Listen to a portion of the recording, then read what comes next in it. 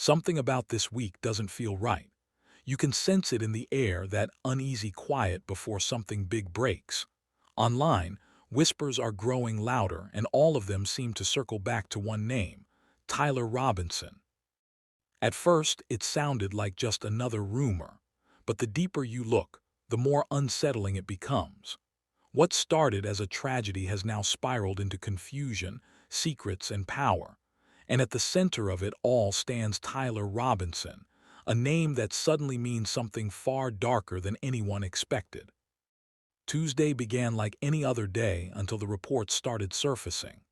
News outlets were quick to mention Charlie Kirk, the conservative voice behind Turning Point USA. But there was something strange about how they covered it: rushed details, missing facts, and quiet retractions that only made people more suspicious. By mid-afternoon, social media was already on fire. Posts, screenshots, anonymous leaks — everyone wanted to know what really happened. And then came the biggest shock, a name no one expected to hear. Tyler Robinson. Who was he? Why was he being mentioned alongside Charlie Kirk's name? Was he involved or just caught in the storm? That's when Candace Owens entered the picture. Her post hit the internet like a lightning bolt. Calm, direct, and chilling, she didn't just question what happened, she questioned why it happened. "When people in power start cleaning house," she said, "the walls start to shake." Those words were enough to send the internet into a frenzy. Within hours, Tyler Robinson and Charlie Kirk were trending worldwide. Forums filled with wild theories, and every new detail seemed to contradict the last. But here's the thing: every time someone got close to something concrete, that information vanished. Tweets deleted, videos taken down, accounts suspended. And people started asking, why? What if Tyler wasn't who the headlines made him out to be? What if he was just a pawn in something much bigger, something that people with power didn't want exposed? Whatever the truth is, it's clear this isn't just another random case. Something about this story feels coordinated. Like a storm that someone didn't just predict, but planned. The deeper people looked into the case, the stranger it became. On the surface, the media had already painted Tyler Robinson as the villain. But once you start pulling at the details, the whole picture begins to fall apart. Friends described Tyler as calm, polite, even shy, not the kind of person you'd ever link to violence or political drama. His father, exhausted and heartbroken, finally broke his silence on camera. "That's not my son," he said quietly. "The person they're showing on the news, that's not who he was." Imagine finding your child's face on every headline, accused of something so dark, and you're hearing about it the same way everyone else is, through a screen. Then came the turning point that changed everything. Just a week before the chaos, Charlie Kirk had reportedly ordered a major internal audit at Turning Point USA. He wanted to clean up finances, expose mismanagement, and make the organization more transparent. It was a bold move, and not everyone was happy about it. That's when Candace Owens went public again. She hinted that the timing was no coincidence. "Charlie didn't just shake the table," she said. "He kicked it over." Her statement lit the internet on fire. Viewers began linking events that once seemed unrelated: deleted emails, strange money transfers, and messages that vanished from phones within hours. Every thread you pulled led to another mystery. And then, out of nowhere, a man named George Zinn confessed. His name came up suddenly, out of the blue. For a brief moment, the world thought they finally had answers. But when investigators dug into his story, nothing matched. The timeline didn't fit, the evidence didn't support his version, and his supposed motive didn't make sense at all. Why would anyone confess to something they couldn't have done? Some said he was covering for someone powerful. Others believed he was just trying to protect himself. Or maybe he was being used to confuse the public, to bury the real story under a flood of false leads. Meanwhile, Tyler's name kept trending, his face plastered everywhere, while solid proof remained elusive. That's when the phrase "fall guy" started appearing in online discussions. People began to wonder if Tyler Robinson had been set up from the start, chosen to take the heat, while the real players slipped quietly out of sight. And just when it looked like someone was about to expose the truth, another account disappeared, another file deleted, another story retracted. It felt like a digital cleanup was happening in real time, one click at a time. Something or someone didn't want this story to reach the surface. As more time passed, everything that should have brought clarity only made the story darker. Eyewitness reports started surfacing, people claiming they saw someone else at the scene that night. A shadowy figure dressed in black standing near the rooftop just minutes before the chaos began. Calm, still, watching. But here, where things twist beyond logic. At that same moment, Tyler Robinson was reportedly somewhere else entirely, at a local Dairy Queen of all places. There were witnesses, security footage, and even a receipt that backed up his alibi. So if Tyler wasn't there, who was? That footage, according to multiple online reports, mysteriously disappeared the next day. A technical error, they said, but come on, in cases like this, timing is everything.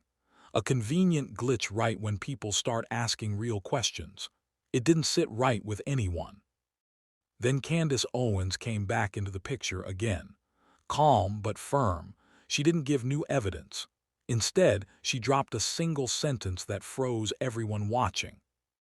"It's not about what they showed us, it's about what they didn't." That line alone reignited everything.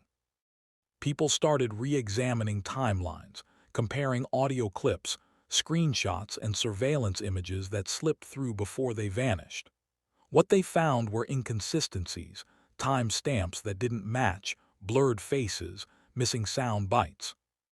The more they searched, the more this started to look like something orchestrated. Charlie Kirk wasn't just a public figure. He was someone who had influence, reach, and resources. If he was really investigating something within his own organization, something financial, something sensitive, then there's every chance he made enemies who wanted him silenced. And Tyler Robinson, maybe he wasn't the enemy. Maybe he was the easiest name to destroy. Every story thread that started online seemed to end in the same place: deleted accounts, retracted posts, fact checks that explained nothing. Even journalists who tried to dig deeper said their sources suddenly went quiet. Something was off. Something was being protected. But from who? And why? It's like staring at a jigsaw puzzle where half the pieces are burned and the rest don't fit together. Every new detail only deepens the confusion. Was George Zinn's confession just bait to distract the public? Was Tyler Robinson used as a cover-up to shield bigger names? Or was there another figure in the shadows, someone powerful enough to erase every trail? No one had answers, just questions, and the silence between them grew louder by the day. Weeks have passed, but the questions haven't stopped echoing. The headlines have faded, the hashtags have cooled off, yet the unease remains. Because the deeper you look into the Tyler Robinson case, the more the silence begins to scream. The so-called official report left more holes than answers. Details don't line up. Certain injuries mentioned in the autopsy don't match the public statements about how Charlie Kirk died. Even experts, quietly, off camera, have admitted that something about this story doesn't feel complete. Meanwhile, Tyler Robinson has become a ghost in his own story. He's accused, labeled, and torn apart online, yet no one can prove he ever pulled the trigger, or even that he was there. His father still pleads for truth, his family still receives threats, and through it all, no clear answers have surfaced. Candace Owens, who's been the loudest voice demanding transparency, refuses to back down. She's publicly stated that people inside Turning Point USA know more than they're admitting, and that silence is not just suspicious, it's deliberate. Power protects itself, she said, and when you challenge that, the truth becomes the first casualty.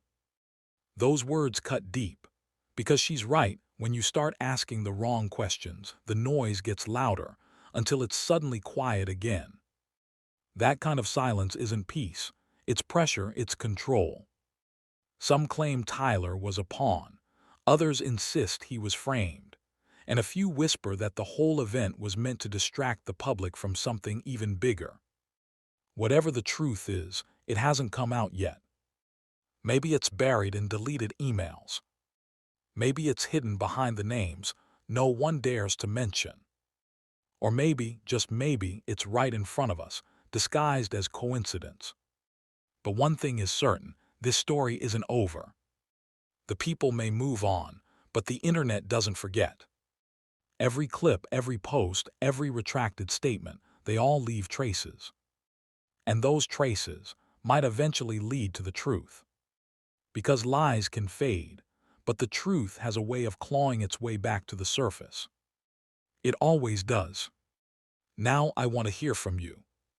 What do you believe really happened? Was Tyler Robinson a guilty man, or just the perfect fall guy in a game much bigger than him? Drop your thoughts in the comments. Let's see how deep this rabbit hole really goes. And if you want to keep following stories like this, hit subscribe, turn on notifications, and share this video with someone who needs to see it. Because this case, it's far from closed.